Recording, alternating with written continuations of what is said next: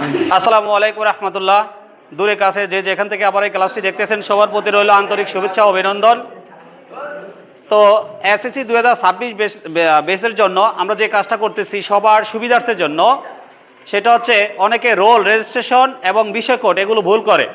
আমরা জানি যদি কেউ রোল ভুল করে তাহলে তার রেজাল্টটাই কিন্তু ভুল হয়ে যাবে, মানে সে ফেল হিসেবে গ্রহণযোগ্য হয় আর কি।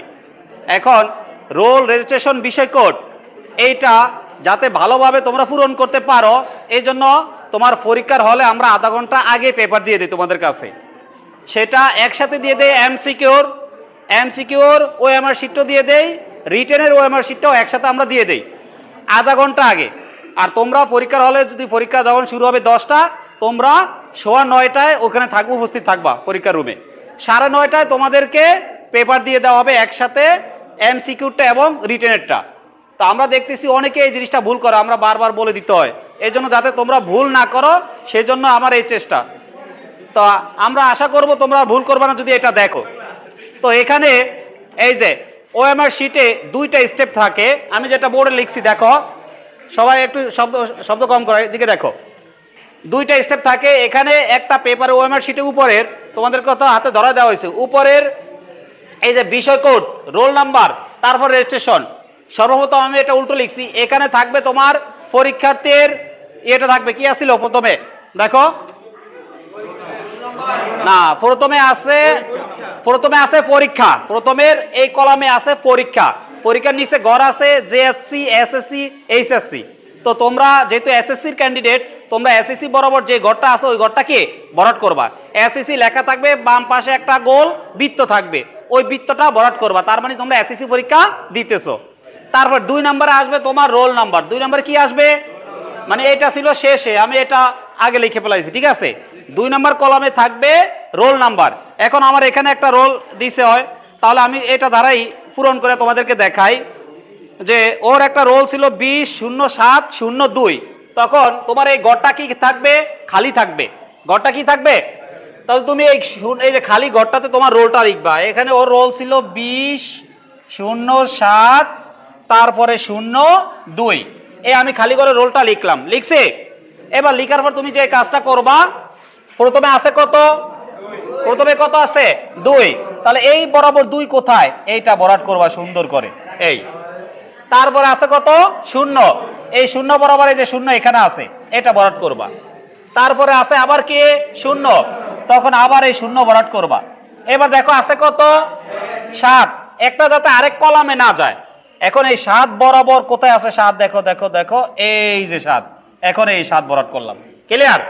তারপরে আছে কত 0, এটা বরাবর 0-এর ঘর তুমি ভরাট করবা, ক্লিয়ার।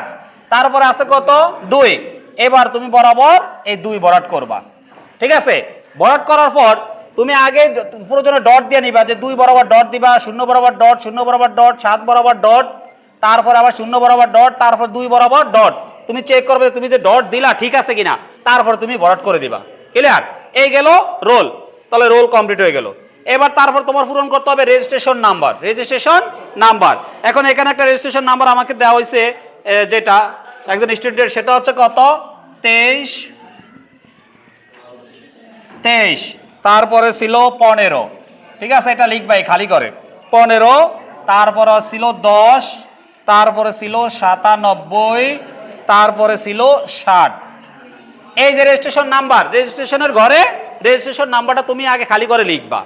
লিখার পর এবার এখানে আছে কত 2, এবার এই 2 বরাবর তুমি 2 কোথায় আছে, প্রয়োজনে এখানে হালকা ডট দিয়ে নিবা, বা একসাথে তুমি ভরাট করো। এই 2 বরাবর এখানে 2 আছে, এই 2টা তুমি ভরাট করো, শিওর হয়ে ভরাট করতে হবে।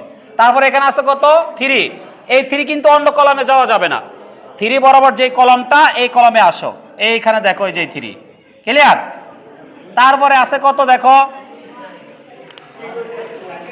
তারপরে কত আছে, তারপরে আছে কত 1, এই 1 বরাবর 1-এর ঘরটা তুমি ভরাট করবা, করছে।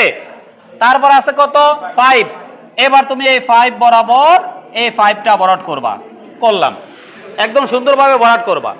তারপর আছে কত 1, এখানে এবার তুমি এই 1টা তুমি ভরাট করবা, ঠিক আছে। তারপরে আছে কত 0, স্যার একটু এই পাশে দাও দেখো।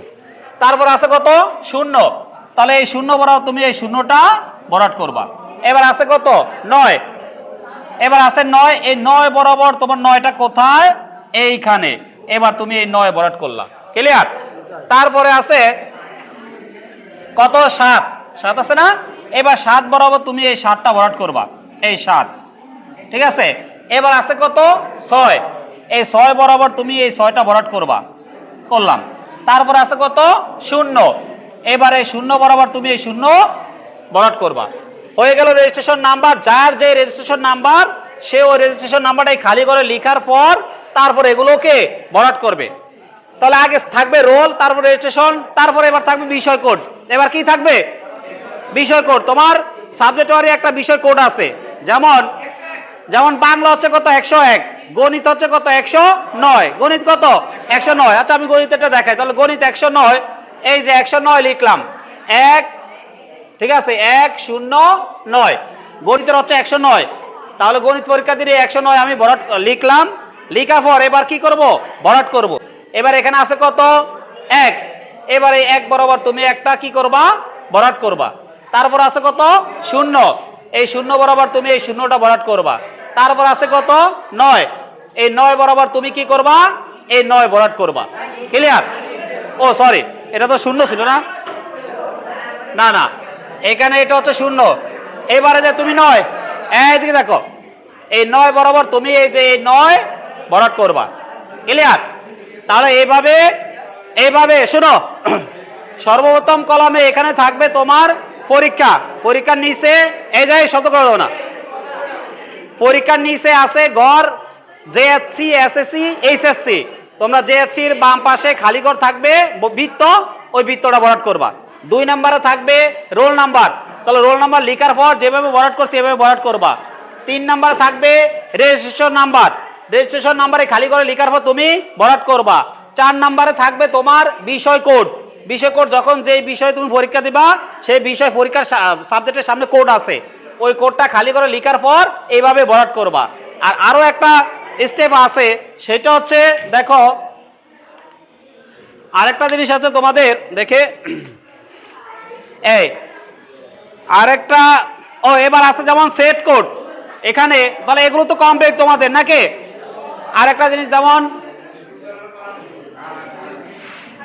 আর অল্প একটু কাজ আছে, দেখো তোমাদের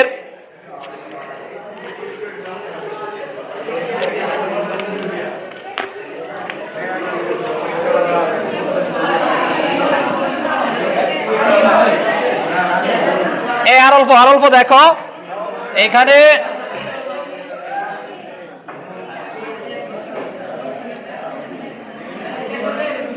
সেট কোড,